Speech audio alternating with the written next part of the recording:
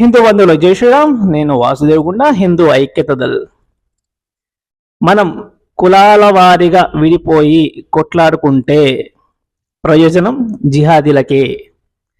Already ఏదైతే western కంట్రీస్లో వీళ్ళ అంటే శరణార్థులుగా వెళ్ళిన ఈ జిహాదీలు ఇప్పుడు ఏమవుతుంది, అక్కడ గవర్నమెంట్ని శాసించే స్థాయికి ఎదిగారనమాట. వాళ్ళ గుంపు అంతా పెంచుకున్నారనమాట. సో మనం ఏంటంటే తస్మత్ జాగ్రత్తగా ఉండాలి. భారతదేశంలో ఉన్న హిందువులు ఐక్యమత్యంగా ఉండాలి. కులాల వారీగా విడిపోకుండా ఉండాలి. నీది ఆ కులం, నాది ఈ కులం ఇవ్వద్దు, అందరం హిందువులం. ఇది తెలియజేస్తూ టాపిక్ స్టార్ట్ చేద్దాం. మనకందరికీ తెలుసు ఇజ్రాయెల్ ఇరాన్ వార్ జరుగుతుంది. ఇప్పుడు ఈ వార్లో ఏం జరుగుతుందంటే భారతదేశం నుంచి కొంతమంది జిహాదీలు తిండి ఎక్కువై అంటే ఇక్కడ తిండి దొరుకుతలేదని చెప్పేసి ఇక్కడ మేము భారతదేశంలో మేము ఉండలేము. ఎందుకు ఉండలేరంటే ఇక్కడ పాలించేది హిందూ ప్రైమ్ మినిస్టర్ కాబట్టి వాళ్ళకు అసంతృప్తి కలిగి అజీర్తి అయ్యి తిండి అరగక ఇక్కడి నుంచి వాళ్ళు ఏం చేశారంటే ఇరాన్లో జీవించాలని, ప్యాలెస్టైన్లో జీవించాలని చెప్పి వెళ్ళారనమాట.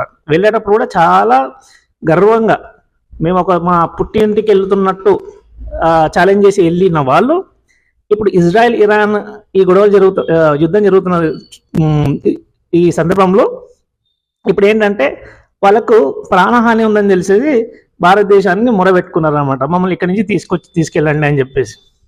సరే, భారత ప్రభుత్వం కూడా దానికి అనుగుణంగా ఎవరైతే భారతీయులు అక్కడ చిక్కుకున్నారో జిహాదీలను తీసుకురావడంతో పాటు నేపాల్, శ్రీలంకలో ఉన్న వాళ్ళని కూడా తీసుకొచ్చింది అనమాట. ఇది మన భారతదేశ గొప్పతనం. ఇప్పుడు ఏమైందంటే ఇరాన్ నుంచి ఢిల్లీకి వచ్చిందనమాట ప్లేన్. ఇప్పుడు ఇందులో నుంచి దిగిన జిహాదీ కొంతమంది మహిళలు శూర్పణఖ జాతికి సంబంధించిన వాళ్ళు భారతదేశంలో ఉన్న ప్రైమ్ మినిస్టర్ని, భారతదేశాన్ని విమర్శిస్తున్నారు. ఏమంటున్నారంటే మాకు ఢిల్లీ వరకు తీసుకొచ్చారు, కానీ ఇక్కడ ఢిల్లీ నుంచి మాకు జమ్మూ కాశ్మీర్ మేము ఎట్లా వెళ్ళాలి, అక్కడి నుంచి ప్లేన్లో వచ్చారనమాట. మాకు బస్ ప్రొవైడ్ చేయండి, మా బస్సులలో ఏసీ ఉండాలి, మాకు అది ఉండాలి, ఇది ఉండాలని చెప్పేసి వార్నింగ్లు ఇవ్వడం స్టార్ట్ చేశారనమాట.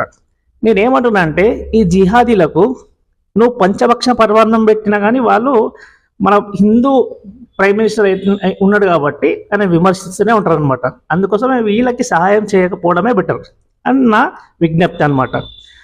అందరికీ హిందూ బంధువులు జై శ్రీరామ్. ఈరోజు సోమవారం పూజ చక్కగా జరిగింది. జై శ్రీరామ్.